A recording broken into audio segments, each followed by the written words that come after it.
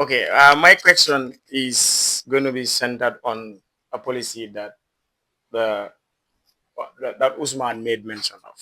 That is the policy presented by his sports candidate. That is the e-football. Now, I want to look into the user-friendly aspect of this e-football.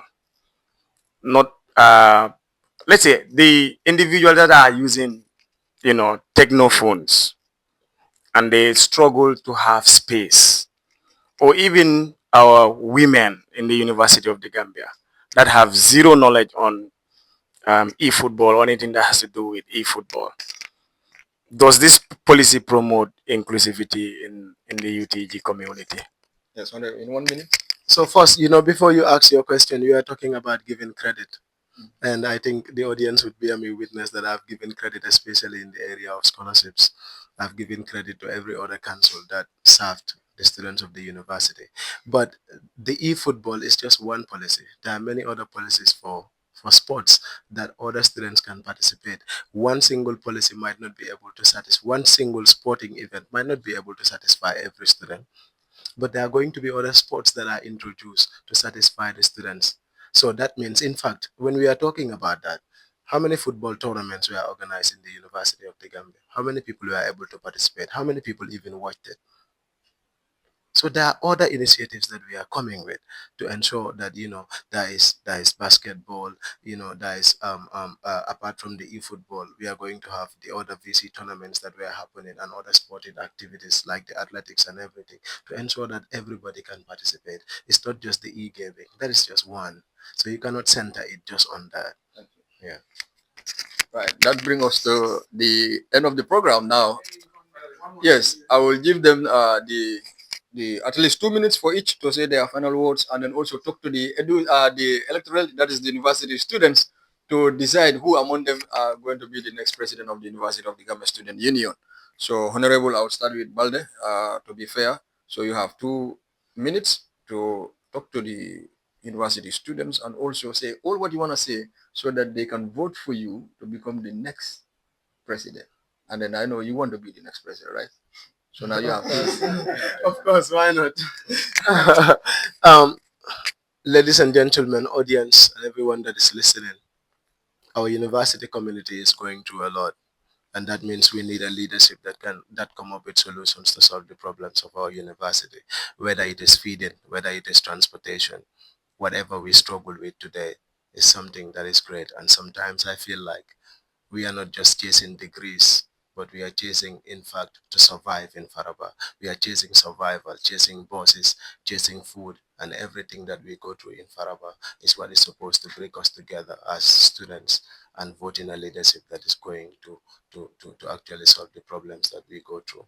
Because our unity is our strength.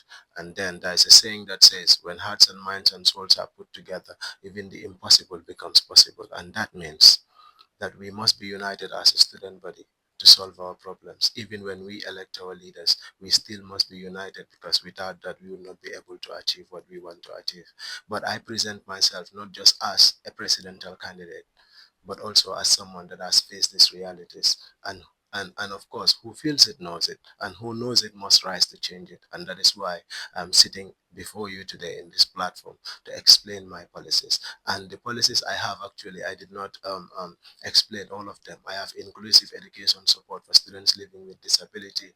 I also have a policy on ensuring that students go to school without suffering from scholarships and also internships. Because in fact, I even have a policy, because I am a program manager and I've created partnerships with a lot of organizations, especially at the global platform, to ensure that we have entrepreneurship trainings and equally have small grants that we can use to finance and begin a business. Also bring about capacity building trainings, especially on burning issues. So of course, these are some of the things that we need as a university. So whether it is transport, whether it is food, whether it is any other problem that we go through, is what I actually focused on in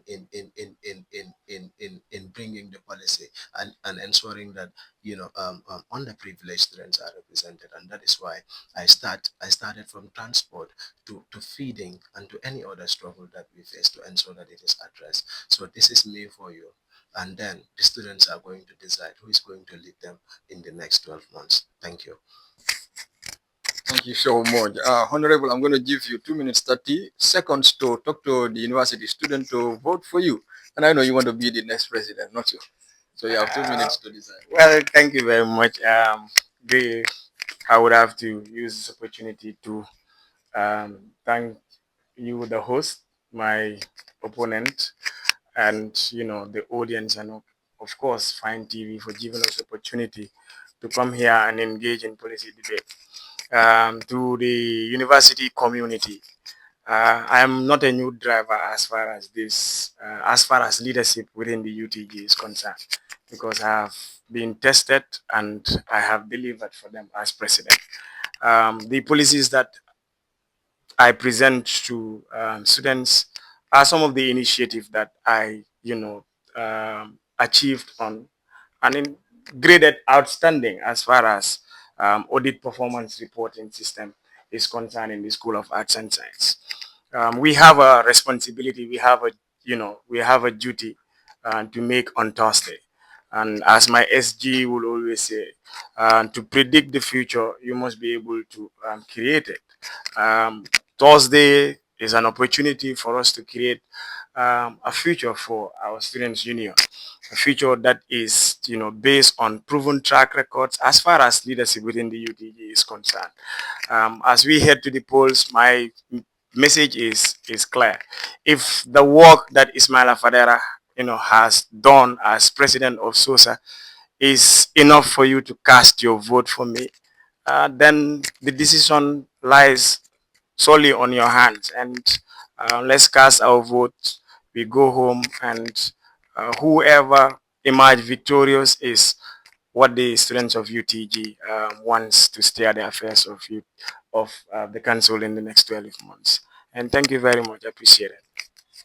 Thank you so much. I would like to take this opportunity to thank the two presidential candidates for honoring our invitation. And also, I would like to take the opportunity to thank the EC, especially the chairman, Honorable Bojang, for giving us the green light to go ahead with the policy debates. Now, the university students, you had them, their policies and programs and other policies that they have and the plans for the university students. So these are people that are going to represent us at the governing council. So you need someone that is good enough, strong, and then level-headed to go there and make a decision that is going to benefit the entire student body. So join them on Wednesday for the convention, and Thursday is the election. So that your vote can be cast and you can decide who among them is going to be the next president of the council. So we had them, they are all good. So now it's left to the university student. Remember, they cannot put themselves in the office. That's why they are here selling their policies and program. Now it's left to you to decide. And then if you are voting, don't vote based on camp or based on whom you know, but vote for competence so that we can have a better president, and the better president is going to give us a good council and they're going to deliver. That's exactly what the university is known for. So I'm your moderator, Seymour Fati. I thank my boss, Kekuta, and the viewers that are in the studio. Until we meet again, thank you.